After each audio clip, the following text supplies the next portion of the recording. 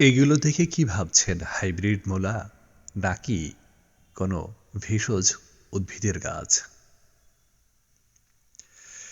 যা ভাবছেন এর কোনোটাই না, এগুলো হচ্ছে অ্যাডিনিয়াম। এই অ্যাডেনিয়ামগুলো সাথে মিশে আছে পরতে পরতে ধৈর্য আর পরিশ্রম।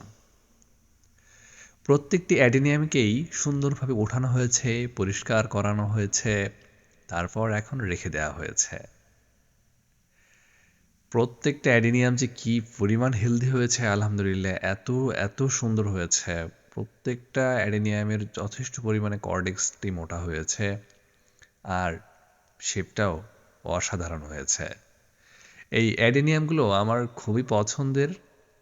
অনেক আগে থেকেই আমি লালন পালন করে আসছি। এর মধ্যে একটি গাছেরও বয়স আছে ৭ বছর ৫ মাস, আমার সংগ্রহেই আছে।